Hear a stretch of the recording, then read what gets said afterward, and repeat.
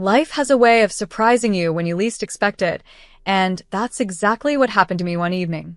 My friend Violet had been urging me for weeks to join her at a gathering to meet her eclectic group of friends. Normally, I preferred spending my evenings buried in market reports and financial analyses. But Violet was persistent. "Alora, you need to get out more. It'll be fun, I promise," she insisted. So, I found myself at the party, slightly awkward in my least uncomfortable party dress, holding a glass of wine and feeling out of place among a crowd of lively strangers. The room was filled with laughter and lively conversations. I stayed close to Violet, who was busy introducing me to various friends when he arrived. His name was Oliver. Unlike the flamboyant characters you'd expect at such a party, Oliver had an ordinary look and a melancholic smile that hinted at deeper stories. Violet was eager for us to meet. "You just have to meet Oliver," she said, pulling me through the crowd. There was something immediately relatable about him. Perhaps it was his genuine warmth when he spoke of his daughter, Harper, or his openness about being a widower. We eventually found ourselves separated from the crowd, sitting on an absurdly large couch. "So, Violet tells me you're into stocks, Wall Street and all." Oliver began, his voice rough but inviting. "Yeah, I analyze investment opportunities and help people grow their money." "It sounds dull, I know," I replied, trying to downplay my job's complexity.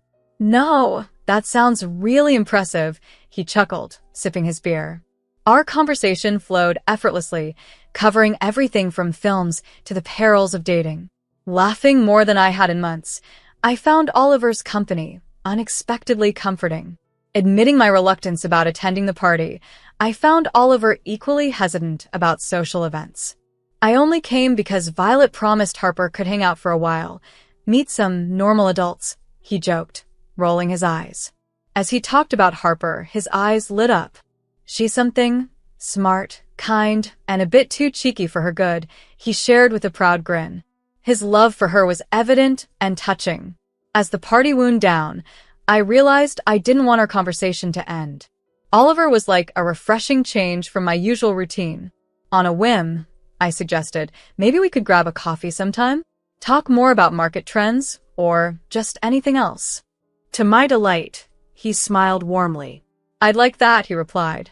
It had been a while since he had something to look forward to. Soon after, I met his daughter Harper, and she was indeed as delightful as Oliver had described. That evening, what started as a reluctant attendance at a party turned into the beginning of a beautiful new chapter in my life. Our friendship blossomed quickly, much to her father's delight, and that simple connection deepened into love. After Oliver and I decided to get married, we both agreed on a simple ceremony.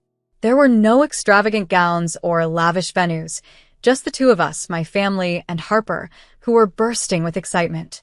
The day was simple yet perfect, marked by genuine smiles and a few tears of joy. After moving into Oliver's house, I was eager to make the space feel like it belonged to both of us. Transitioning to working from home was a change my boss supported, allowing me to spend more time with Harper. I'd pick her up from school, and we'd talk about everything from her day to what she learned in ballet class, a routine that quickly brought us closer. She even started calling me Mom, a title that warmed my heart each time I heard it. Transforming our house into a warm, inviting home became my new passion.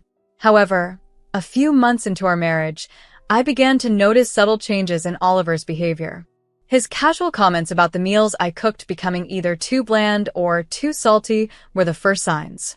"Alora, what's this supposed to be?" he'd ask, eyeing a casserole I'd spent hours preparing. "It's dinner, but since you're channeling Marco Pierre White, maybe you'd like to cook tomorrow?" I'd reply lightly, trying to keep the atmosphere friendly. He wouldn't take up the offer, and instead, the critiques intensified. Next, he started making remarks about my appearance. "Babe, when did you last hit the gym? You're looking different," he mentioned offhandedly one evening, his gaze making me feel scrutinized and diminished. "Guess I've been too busy being a stepmom and working from home, but thanks for the heads up," I retorted, the sting of his words sharper than I anticipated. Through it all, Harper was my beacon of hope. Our bond remained strong, unaffected by the growing strain between Oliver and me. "Mom, "Can you help me with my homework?" she would ask with those trusting, bright eyes. "Of course, sweetie. Let's tackle it together," I would respond, thankful for the normalcy and comfort her presence brought. As Oliver and I grew apart, Harper and I remained inseparable. I cherished our little chats and her ballet recitals, finding solace in these moments. Despite my efforts to keep our home a haven, Oliver's dissatisfaction seemed to permeate every aspect of our life together. "Elora, maybe you should try one of those online cooking classes to spice things up a bit," he suggested one evening, his tone riddled with dissatisfaction. "Or maybe we could eat out more often. Give your taste buds a break from my terrible cooking," I countered, half joking but deeply hurt. Living at home began to feel more like walking on eggshells. Oliver's attitude worsened, setting unrealistic expectations like demanding a new dish for dinner every day, as if I were a gourmet chef rather than his partner. One evening, as I juggled work emails, stirred a pot, and planned for the next day, Oliver walked in, a scowl already on his face. "What's for dinner?" he asked sharply. "I'm trying something new I found online. Thought we could use a little variety," I replied, striving to keep my tone upbeat. He just grunted, peering over my shoulder. "Doesn't look very appetizing," he muttered, his continual dissatisfaction casting a shadow over our home life. Oliver's critiques had become a painful routine, slicing through the normalcy of our evenings. "I thought you'd at least manage to keep the house tidy and cook decent meals," he would say, his words sharp and stinging. "Oliver, you know I'm working too, right? It's not like I'm just sitting at home. I also pick up Harper, help her with homework, and visit my parents," I tried to explain, hoping for some understanding. But he was relentless. "Yeah, always the same excuses. You're at home, aren't you?" It shouldn't be too hard to keep things tidy and cook properly." I bit my tongue, fighting back tears. This dance of disappointment and criticism had become a nightly ritual. One evening, as we settled on the couch to watch TV, he pointed to the women on the screen. "Look at them, they're about your age, right? Why do they look so much younger and better?" His words were like daggers. "Oliver, those women likely have all day to focus on looking good. They probably have personal trainers, chefs, and maybe even cosmetic work done," I responded, trying to keep my composure. But he dismissed it. "Excuses, Elora. It's all about priorities. You used to care about how you looked." His words left me feeling deflated and worn out. It wasn't just the cooking or the cleaning anymore. It was a constant comparison, a reminder that in his eyes, I wasn't enough. During these times, Harper, now a teenager, was my solace. She saw through her father's behavior. "Mom, you don't deserve this. Why do you put up with it? You should just leave him," she'd say, her words filled with worry and anger. But I struggled to accept that the Oliver I fell in love with might never return. "He's under a lot of stress, Harper. I believe he still loves us." "He'll change," I'd reply, more to convince myself than her. 50 years of ups and downs, and lately, it felt like a continuous descent into a place I never imagined I'd be. Now at 50, with Harper living her own life, though we remained close, sharing daily conversations and secrets like old times, life threw me another curveball: cancer. The diagnosis hit like a freight train, but I managed to maintain my composure long enough to inform Oliver. His reaction was disheartening. Not anger, not sadness, just disappointment. Not over my health, but because I wouldn't be around to cook his meals or keep the house as he liked. "What am I supposed to do now?" "Look after me," he said, irritation edging his voice instead of concern. I was stunned by his blatant selfishness. I hadn't expected a dramatic outpouring of love and support, but a little empathy would have been comforting. His lack of concern cut deeper than any diagnosis could.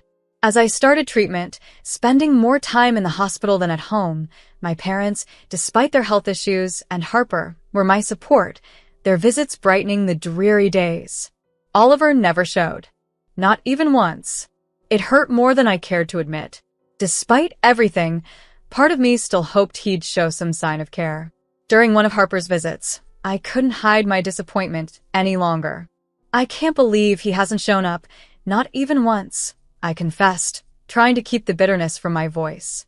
"Harper, ever the straight shooter, replied without hesitation, "Mom, you deserve so much better." Her affirmation was a balm to my aching heart, reminding me of the strength I needed to gather, not just for my health, but for my spirit as well. For a long time, I've felt invisible, like he doesn't even notice me. I'm always the one trying to keep everything together, but he's just not there. It's time I start focusing on what's best for myself. I know deep down she's right, but walking away from a 12-year relationship isn't simple, especially when a part of me still clings to a sliver of hope that things might improve, that Oliver might change. However, lying in that hospital bed and coming face to face with my mortality, my perspective began to shift. Perhaps it was finally time to prioritize my own needs instead of constantly catering to Oliver's desires.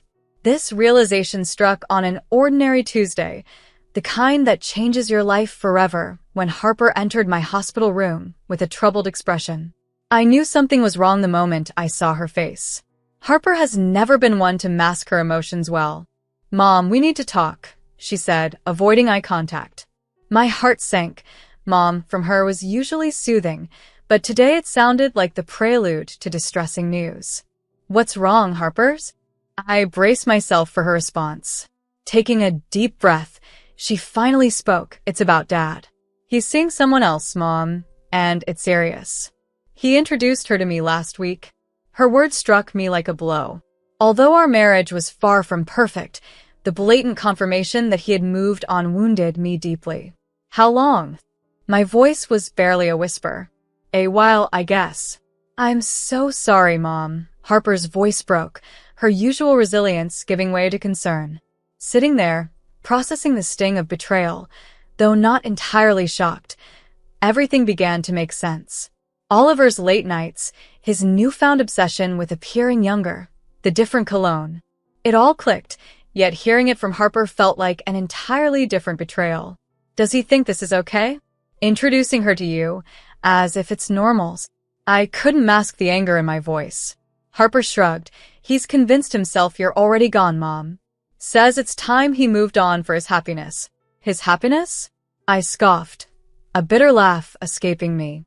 What about all those years I spent trying to make him happy? What a farce. It was then that it dawned on me.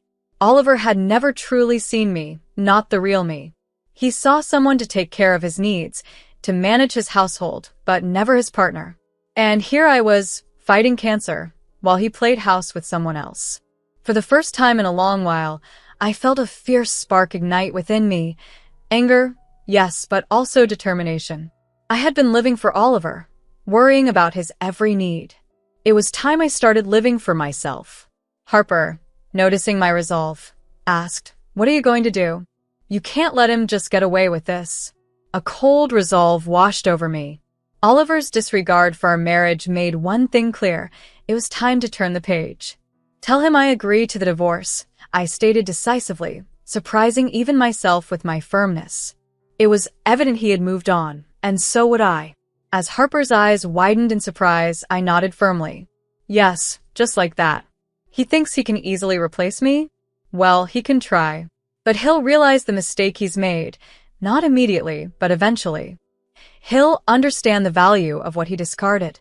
Harper rose to her feet, her earlier worry morphing into steely determination. "I'll let him know. And Mom, we're going to get past this. Forget about his silly fantasies of a youthful fling. You're priceless." Her spirited resolve strengthened me at that moment. Faced with cancer and a failing marriage, I knew the road ahead was daunting. Yet I wasn't facing it alone. I had Harper. Together, we were an unstoppable force. "Thank you, Harper. Together, we've got this," I said, a smile piercing the surrounding gloom. This was a fresh start, a new chapter where I would take back control of my life and restore my self-respect, with my fiercely loyal stepdaughter by my side. Time seemed to crawl as I lay in my hospital bed, each day stretching endlessly as I confronted an illness I hadn't chosen. Then Oliver appeared, his presence chilling me to the bone. His smirk was haunting, a stark reminder of my new reality. He examined me with a look devoid of any warmth or affection. "Look at you, all frail and pitiful." "I'm not surprised." You've let yourself go. Meanwhile, I've found someone much better, someone younger, prettier, healthier," he taunted, his words seething with scorn. I felt the sting of his words, but I refused to let him see my pain. He flung the divorce papers on my bed, his eyes daring me to react. Drawing a deep, composed breath, I took up the pen. Signing each page was a declaration of my independence, not an admission of defeat. "You're as weak-willed as ever." "Pathetic," he scoffed, his pleasure twisted and evident. I held his gaze, my voice unwavering. "If that's what you need to believe to sleep at night, Oliver." He looked puzzled for a moment, but quickly regained his usual arrogance. He left the room, his departure leaving a sour trail behind him. Once he was gone, I grabbed my phone, driven by a newfound resolve. I called Harper, my voice more assertive than I felt. Harper, it's done. "But there's something I need you to do." I paused, ensuring she was attentive. "Tell your dad about the $5 million I'm leaving to you. Make sure he knows." After a moment of silence, I could sense Harper processing the information. "Mom, are you sure? This will set him off." A small smile curled my lips. "That's exactly the point, dear." Predictably, Oliver's reaction was swift and dramatic.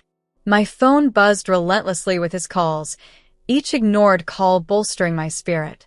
As the missed calls piled up, 65, I felt increasingly empowered. Laughing, a sound both strange and satisfying, I realized how powerful I felt at what should have been my lowest point. I had initiated the first step towards escaping Oliver's manipulative grip. The next morning, as dawn crept through the blinds, Oliver burst into my room, desperation written all over him. His sudden display of affection was as transparent as it was desperate. "Elora, I've been a fool. I see that now. I love you, and I'm willing to leave her to start anew with you. We can reset everything," he implored, his hands reaching out, hoping to draw me back into our past. I laughed heartily, a sound that visibly shook him. "Oliver, you've shown your true colors through years of neglect and cruelty, and now this betrayal. Do you think sweet nothings can mend all that?" And he thought it would all be forgiven? Oliver's face paled, shocked by my reaction. "Elora, please, I mean it. I've realized I made a mistake." I shook my head, still unable to believe his audacity. "A mistake, Oliver? You consciously chose to betray our marriage and humiliated me when I was at my weakest." "No, it's far too late for regrets." His desperation quickly turned to anger. His voice was harsh. "You'll regret this. I'll sue you for every penny of that hidden money of yours." The threat was almost comical. "Go ahead and try, Oliver. That money? It's in my father's name. He made those investments. They're all legally documented and binding. You won't get a dime." The realization that he was powerless hit him hard. His anger melted into sobs of frustration, a pitiful sight that prompted the guards to rush in. As they escorted him out, I moved to the window, watching him. There he was, the man I had spent so many years with, now looking so defeated and alone. Yet I felt no pity for him. He was reaping what he had sown. Whispering to myself, "Justice prevails," a smile touched my lips. In that hospital room, I made a promise to myself. No longer would I be defined by the shortcomings of my marriage or the cruelty of a man who couldn't value the love and loyalty I offered. It was time to rebuild, to focus on my health, my happiness, and the future I deserved. The battle with cancer was akin to riding the world's most terrifying roller coaster, one where the track ahead was invisible. Months of treatment stretched out, filled with good days where hope shone brightly and bad days where it faded almost entirely. Remission would lift me, only for an exacerbation to drag me back into the fray. But I kept fighting, every single day, with every ounce of strength I had, both for myself and for Harper. Finally, the doctors delivered the news I had longed to hear. I was healthy. The cancer was gone. Walking out of that hospital felt surreal, like stepping into a new life that was waiting to be written. The fresh start wasn't just symbolic, it was real and tangible, and it was mine for the taking. Recovery wasn't just about the physical aspect, it was mental and emotional, a total overhaul of life as I knew it. The day I was discharged marked not just the end of my treatment but the beginning of something new, something truly mine. Harper picked me up, her car loaded with my few belongings, ready to start fresh. "Mom," she asked, her smile bright and encouraging. I couldn't help but return her smile. "More than ready, kiddo." We drove to my new place, a modest house I had bought with the money I had wisely invested over the years. But it wasn't just a house, it was a promise of new beginnings, of freedom. As we unpacked, Harper chatted about decorating ideas, painting the walls, and planting a garden. "This is going to be a place of happiness, Mom. You'll see. We'll make it our sanctuary." Her enthusiasm was infectious. For the first time in years, I felt light, as if a weight had been lifted. "I'd like that, Harper." A sanctuary sounds perfect. We took a break, sitting amidst boxes with takeout containers between us. I've been thinking, I started, about what comes next. I want to use this chance not just to heal, but to thrive. Rediscovering who I am and what I want to be has been a journey, I mused, feeling a wave of determination. Harper nodded and took my hand. "I've got your back, Mom. Always. And hey, you're already making huge strides. Look at how far you've come." She was right. Transitioning from being trapped in a loveless marriage to standing firm on my own was no small feat, but here I was, ready to engage with the world on my own terms. "I'm thinking of starting a blog," I said, warming up to the idea. "Sharing my story could maybe help others who've been in similar situations." "That's an amazing idea." Harper's eyes sparkled with enthusiasm. "You've got so much wisdom to share, and you're pretty badass. I laughed, the sound bright and free. "Thanks, Harper. I guess I am, aren't I?" And with that newfound confidence, I launched my personal blog. It became a space where I detailed my battle with cancer and my steps toward independence. People responded in the comments with support and shared their own stories. It was both touching and reassuring to connect with others this way. One quiet evening, Harper shared a significant decision of her own. "Mom, I've cut ties with Dad," she announced, her voice steady, though I could see the conflict in her eyes. "After everything, I see you as my real mom. He chose his path, and I've chosen mine with you." Hearing her call me Mom in that context, understanding the depth of what it meant, filled me with a profound mix of pride and sorrow. Sorrow for the broken bridges in her life, but pride in her courage and the strong bond we had forged. "Harper, there's something I've been meaning to tell you," I said, taking her hands in mine. "When the time comes, I'll be leaving everything to you. The house, the $5 million, all of it. You're my family, my future." Harper looked at me, tears brimming in her eyes, but a smile breaking through. "I don't need any of that, Mom. Just having you is enough. But thank you for everything." At that moment, any lingering shadows from our past faded away. We were family, bound not by blood but by choice and by love. As we looked ahead, the future wasn't just a blank page. It was a canvas waiting for us to fill it with colors, with life. This wasn't just about survival anymore. It was about thriving, painting a new, vibrant path together.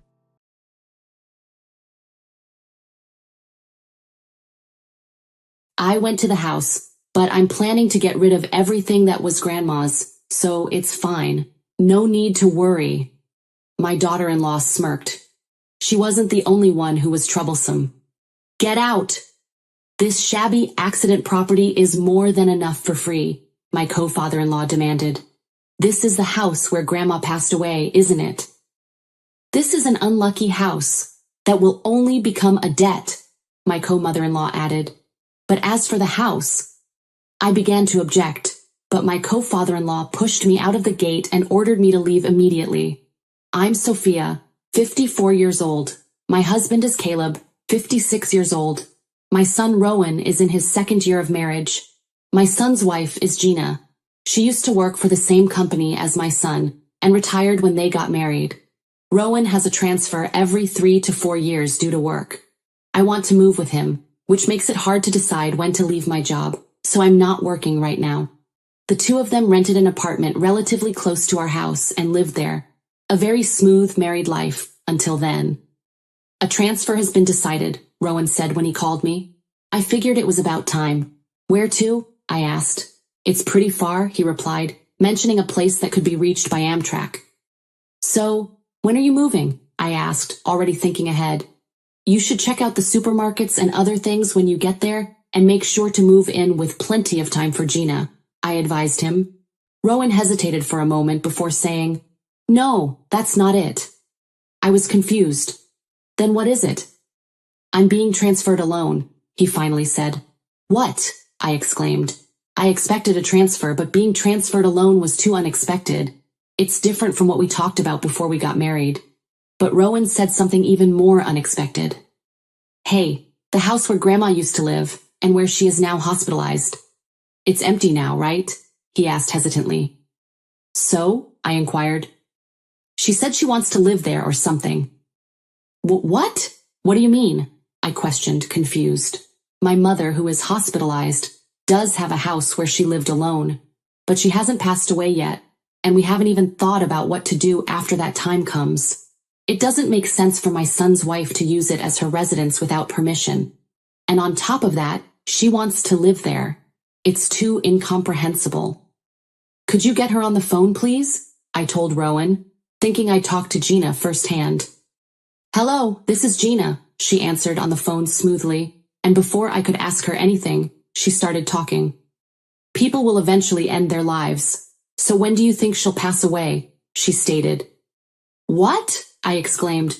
That's not good luck at all, and it's too insensitive. So I want to move there within a month after her death, Gina added. Wait a minute. Can we talk about Rowan's imminent transfer first? You said at the time of your marriage that you wouldn't work, so you could go wherever you wanted whenever he moved. I thought you were ready to go with him on his transfer, I concluded. Well, that's true, but the story has changed, hasn't it? I didn't know there was an empty house before we got married.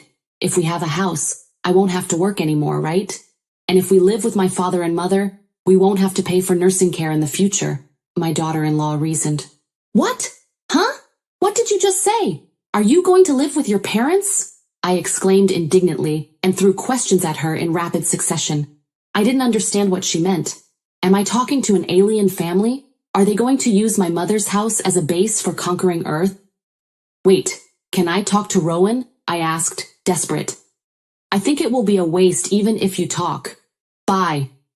She finished and hung up. I couldn't talk with Rowan. Of course, I immediately called Rowan's smartphone, but he didn't answer. I called him back many times, but he didn't answer. Was his wife telling him something right now? I told my husband what happened while my face turned pale. What? He uttered in surprise. Naturally, my husband was also shocked. No, wait a minute. Your mother was already hospitalized at Rowan's wedding, and Gina has never met her. So why do you have to donate the house to her in-laws? He added perplexedly. My husband had almost the same reaction as me. You think so too? I asked, relieved. I thought for a moment that my values were strange because she said it so naturally, but as we talked, we gradually calmed down. Well, of course that kind of talk won't work. If you refuse, it'll be okay, Caleb reassured me. That's right. If I don't give her the key and if I don't give permission for inheritance, which will probably happen, it'll be okay, I agreed. But the Space family hadn't given up on their ambition to conquer Earth. Then Rowan went on a business trip alone, and 6 months passed. According to Rowan, his wife wouldn't move no matter what happened, and the moving date came. Of course, she stayed alone in the neighborhood during that time, and didn't contact me at all. And then, my mother passed away. She had been given a prognosis, and had been in the hospital for a long time, so I was mentally prepared. However, the funeral was tough. It's often said that, when you're in this situation, you only remember good things, but my mother was really warm-hearted. So even though I held such feelings, tears flowed when we said our final goodbyes. After finishing the funeral and seeing off our relatives who had come to visit us, Rowan's family was the last to leave. However, at that very last moment when they were leaving, Gina spoke up. Well then, mother-in-law, I've been saying this for a while now, but can I have the key? She said it in such a natural tone as if it were obvious. What? It wasn't a story to ask in this situation. I couldn't believe my ears. "Oh, never mind. I'll get it myself," she added. "Huh?" I exclaimed in surprise. She didn't even wait for me to recover from my confusion. "I saw it there on the day of our wedding greeting," she uttered, and walked into the living room without permission. Gina opened one of the small drawers in the corner. Then she took out a key with a plate that read, "Mother's House." I think it took less than 3 minutes for her to do all of these actions. Each action, opening a drawer without permission, taking it away as if it were obvious. Today was a funeral. Everything was unreasonable. "Wait a minute." I couldn't help but raise my voice in protest, but Gina ignored me and went back to the entrance as if nothing had happened. When I realized that my voice wouldn't reach her, I called out to Rowan instead. "Rowan, stop that wife of yours, my son," I said. My son, who had been stunned, finally came back to his senses. "Wait. Hang on for a bit." Rowan rushed to the entrance in a hurry and scolded his wife. "Then go back to your business trip quickly. This is our story living in Chicago. Outsiders should keep quiet," she said dismissively. "Outsiders?" he questioned, and was about to add, "That house is?" But my daughter-in-law interrupted him. "You won't make it to your reserved Amtrak if you don't hurry up and take a taxi soon. Call a taxi quickly," Gina uttered. Then she opened the door and left. The door closed. Rowan stood still. I sat down, exhausted. "Never come again." My husband trembled with anger. Rowan had work to do and had already reserved an Amtrak ticket, so he went back home that day. 2 weeks later, I called my daughter-in-law frequently, and even visited her as a last resort without contacting her. However, she didn't answer the phone, and even though she was clearly at home, she didn't answer the doorbell. I called from in front of her house. She came out only once. I looked around the house, but I would throw away everything that belonged to Grandma, so it's okay. "Don't worry about it," she said. "When will she come to the empty house?" I didn't even know about it, so I went to the empty house every day. Then, one day, I saw a moving company entering the house. My husband and I rushed over. This house." I tried to protest to the 3 people who came out of the house. However, I was shouted at by my daughter-in-law's father. "Get out! This shabby accident property is more than enough for free," he yelled. Daughter-in-law's mother also chimed in. "This is the house where Grandma passed away, isn't it? This is an unlucky house that will only become a debt." It was hopeless when I tried to say, "But that house."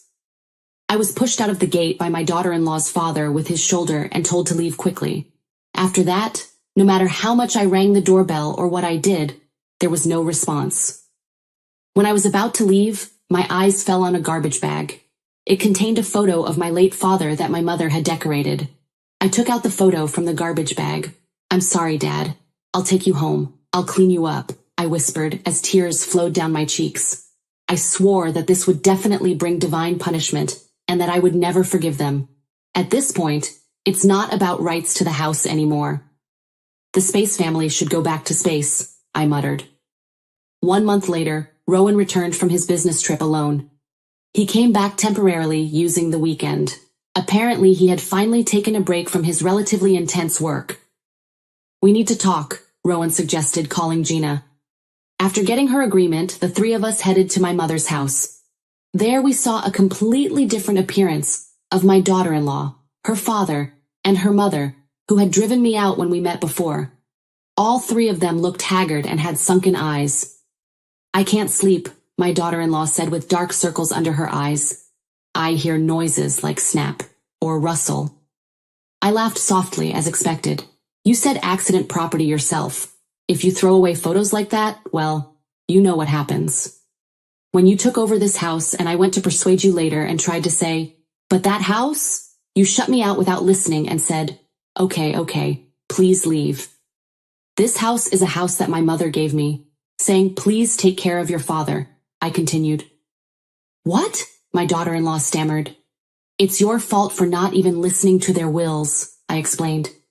"Before his death, my father treasured my mother and me very much. He loved spending time with his family. So, to make sure he wouldn't be lonely after his death, my mother would offer wine that he liked twice a day and talk to him. I did it for her when she was absent, But it's strange, isn't it? Maybe it's because of my father's personality that watched over us before he passed away. There were various things, like if we did home gardening, we could harvest crops. The rabbit we kept lived a long time, and my mother could pass away peacefully without much suffering. But this time is different, isn't it? Of course he would be angry if he was suddenly thrown out, I concluded. As my daughter-in-law was about to say something like, "There's no such thing as a curse," there was another snap sound somewhere in the house. The three of them huddled together.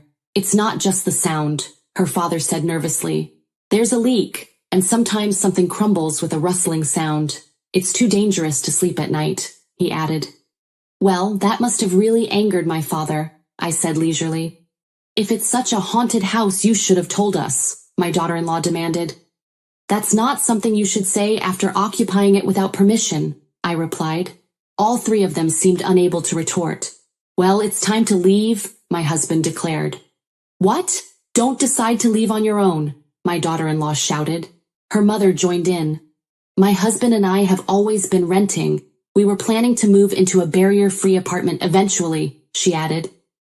"Then you should look elsewhere with the money for that barrier-free apartment," my husband replied nonchalantly.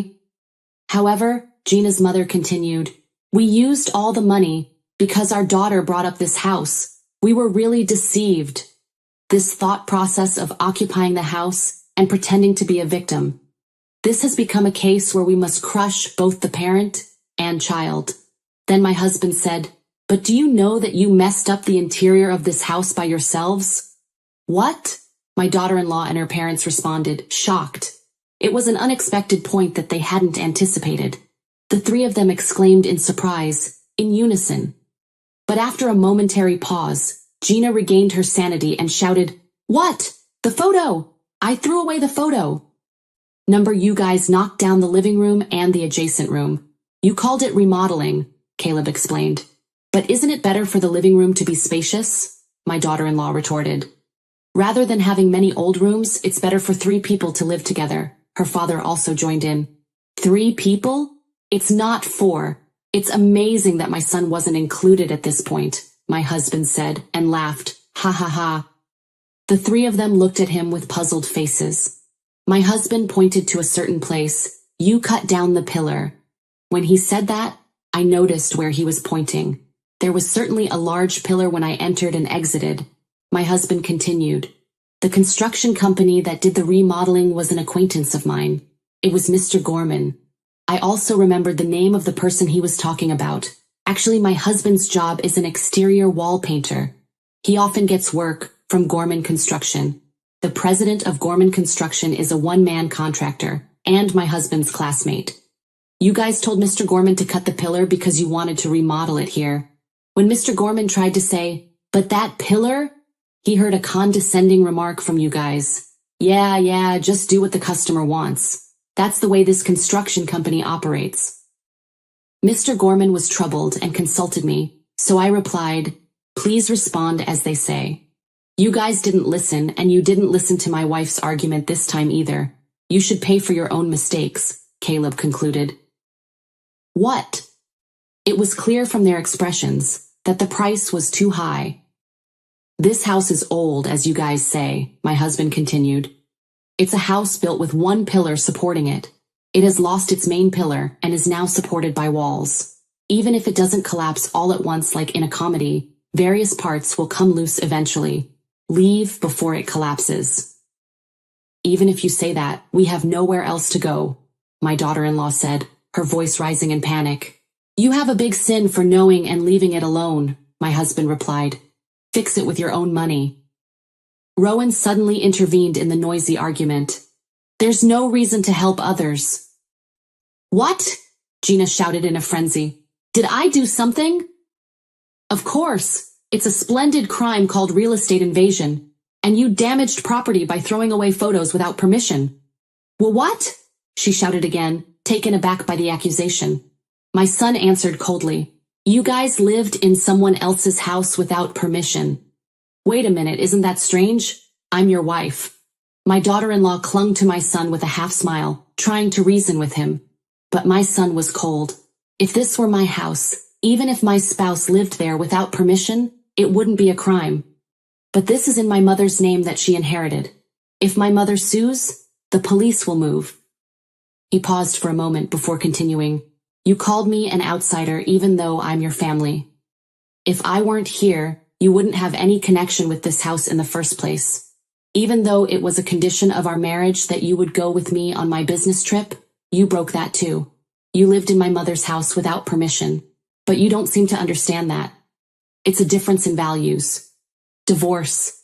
This makes you outside. Leave by tomorrow. If you don't leave, I'll call the police," my son concluded. Gina collapsed weakly. Her father and mother were also stunned when they heard the words, "Call the police." In the end, as expected, my daughter-in-law and her parents left the empty house reluctantly. By the way, when a house makes a sound like a snap or a rustle, it's called a house ringing, which is a sound that occurs when wood swells or dries, due to humidity, and is not usually a supernatural phenomenon. After the divorce, my wife became an illegal resident, and could no longer live in the neighborhood. Her parents also spent all their money on trips abroad, so the three of them wandered around the surrounding areas. As for me, I put the photo I rescued that day at home and started praying with my mother's photo. Since then, I've felt like my houseplants are doing well, and even my cactus has bloomed. Well, I don't know if it was a small blessing or just a coincidence, but I interpreted it as my mother and father watching over me, which was very much appreciated. In the end, that land became a parking lot. Now, due to its location near the station, there are many people coming and going. And then, a few years later, my son got remarried. This time, it seems that his new wife will accompany him on his transfer. It's tough to move around and rebuild relationships with people. But if I can offer souvenirs from various places, my ancestors can eat local sweets from different places and will be happy. As she offered wine to the photo, his new wife murmured, "We'll come again with the three of us next time." I immediately caught that little word and asked again, "Huh?" "Well, that's what I mean," she smiled. The gentle scent of roses next to the photo seemed to waft through the air at that moment.